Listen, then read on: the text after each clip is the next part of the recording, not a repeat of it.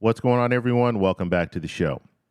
So in 2 days, we're going to learn some valuable information when it comes to Social Security. So we're going to be talking about the COLA increase. I'm going to walk you through everything when it comes to the calculations and how we will get to this number, this final number in October. So that's what we're going to focus on in this video. But first off, if you guys can do me a favor, please like the video, subscribe to the channel, hit that little bell notification, and then click all. By clicking all, you'll get notified anytime we post a video.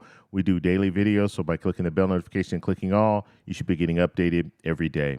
And just a reminder, thank you guys all for your support. I really appreciate it. And if you'd like to follow me on Twitter and Threads, you can at the TEC Show Live. Okay, so let's go ahead and get right into it. I want to show you guys this graph first, and then we'll talk a little bit about COLA. But I want to start from the beginning. So when we're looking at the history of COLA since 1975, we're looking at a lot of different ups and downs when it comes to the COLA increase.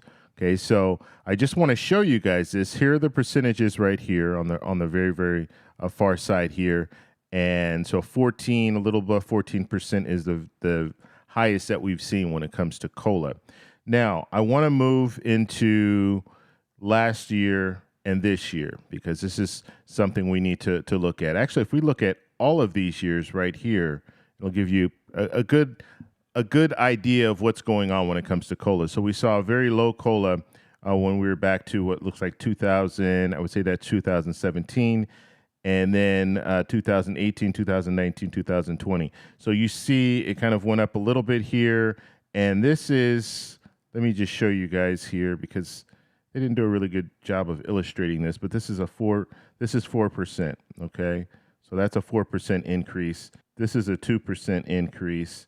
And so when we're looking at it, you saw COLA go up and then it came back down. And then we saw a spike, and that was in 2022. And then we saw another spike, and that was the 8.7%, and that's what people are receiving currently.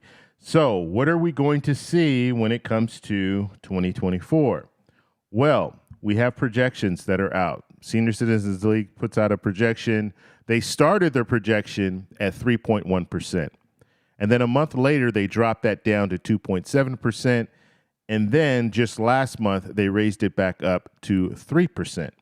So the prediction right now is that it will be around 3%. So it will fall about right here. Okay. Now, I've always said, and I'm going to continue to say this, when it comes to COLA, it's going to be high. I don't think it will be over 3%. I think 3% is the high. I think it's probably going to drop and settle around 2.5, between 2.5 and 3%. That is what I'm anticipating. However, the Senior Citizens League, they've been doing this for a very long time, and so I will go with what they're saying. So 3% is what is anticipated for COLA. So I want to break this down and kind of really talk about this because if you're looking at a 3% COLA, what that's going to mean is that you're going to probably, on the average person, will probably get about $53.60, okay? And so that's not much. And then you have to factor in the fact that Medicare Part B, that's going to kick in. That's an automatic deduction. Right now, they're estimating that deduction to be about $10, okay? So basically, Medicare Part B will go up $10. So that will mean they'll have to take $10 from the $53, and that would leave you with $43.60. Okay, so that is the number for the average person receiving Social Security. Now, if you're below the average, and the average right now is about $1,800 per month, if you fall below that number, $1,800 per month, then you're not going to be looking at $53. You're going to be looking at less than that. And so this is where, when we're listening to these different proposals come out, this is where Representative Larson's plan really shines, because what he wants to do in his proposal is he wants to have a 2% across the board increase when it comes to COLA. And so every time they calculate COLA, whatever COLA is, let's say it's 3%, you get an additional 2% on top of that. And in this situation, it would almost double this amount. So this $53.60, that would almost double if you get an additional 2%. And so that's why we really need to pay attention to what politicians are talking about and how they want to reform Social Security, because it could benefit you down the road if politicians go with something similar to what Representative Larson wants to do. Okay, so now let's talk about how are they going to get to this 3%, or how are they going to get to around this number. Now, like I said, the 3% is just a projection. They don't know what the number is going to be. We'll find that out in October. However, they're going to take July, they're going to take August, and then they're going to take September. These are the 3 months that they're taking to figure out what COLA will be. And once they calculate these months, then we're going to get the information in October. Okay, it'll be the second week of October, and I believe it's October 13th when we will receive that information, what COLA will look like for 2024. Now, COLA is not going to kick in the second week of October. It's not going to kick in until January. Okay, so that's something that people have asked before. Well, when we get COLA, does that mean in October that's when the increase will happen? No, it's not going to happen until January. So, okay, and so now let's talk about how are they getting this information? So how are they making the calculation? So what they're going to be looking at is the CPIW. Okay, so they're going to be taking the CPIW, and that's how they calculate what we're going to see when it comes to COLA. Now, what's more common and what most people will hear about is the CPI, because every month they will let us know what the CPI was for the month prior. And so now, because we're in August, we're going to be looking at the CPI for July. And so that information will be coming out on Thursday, and I'll make sure to come back to you guys and give you guys that information. And I might have to do a short little video because I will be on the road, but I just want you guys to know, when it comes to CPI, it's not the CPI score. The CPI score for last month was 3%, okay? That's not what they're going to calculate.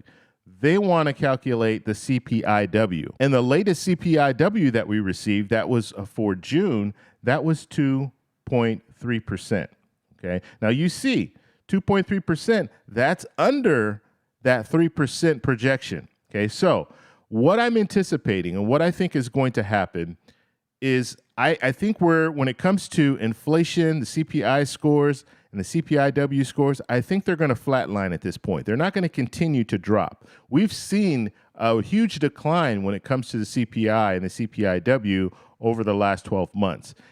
We're down to the bottom here, and I don't think it's going to really drop too much more. And so what we'll probably see is it kind of go up and down, up and down. And that's the reason why the Senior Citizens League is saying it's probably going to be around 3%, because they don't anticipate the CPIW and the CPI score to go down much lower. And so that's how they're getting that information. So we're just going to have to see. But this is the first indication. So July will be on the books. They're going to record July, and then we'll find out what August looks like. They'll record that. And then September, they're going to record that, and then they'll have that information. Now, what I like to do is I like to follow this really closely so you guys will know exactly what's going on. I did that last year where I followed the CPIW and I let you guys know what you were going to be receiving when it comes to a COLA. I was actually able to predict it before they announced it in October of last year. And so I'm going to do the same thing. So July, we'll pull the July numbers up. Once we get August, we're going to pull the August numbers up. And once we have those 2 months, it's going to be, we'll have a good idea of what COLA is going to look like, because we're going to be just looking at one more month, and we can do the numbers just based on what we've seen in the past when it comes to COLA. So if we take July and August, September is not going to be much different. So we can run the numbers, and I can show you exactly what COLA will look like and how much the average person will receive. And what I did last year is I created a spreadsheet where it had all of the benefit amounts. So whatever you were receiving, it was on my spreadsheet, and you could see exactly what you'd be receiving. And I was able to do that before the official announcement, and so people knew ahead of time. And so make sure you subscribe and hit that little bell notification, because I'm going to be bringing out this information so you guys will know exactly what COLA will be looking like for 2024. What I can say right now, what most people are saying right now, is it's not going to be much. So you need to prepare and start preparing as soon as possible. The hope is that we're going to see inflation when it comes to food go down, and we hopefully want to see inflation when it comes to shelter also go down. If we can see those two areas go down, those two categories go down, That is going to be what will really help people, because right now people are still struggling. And just because they're saying the CPI score is showing inflation at 3%, not everything's at 3%.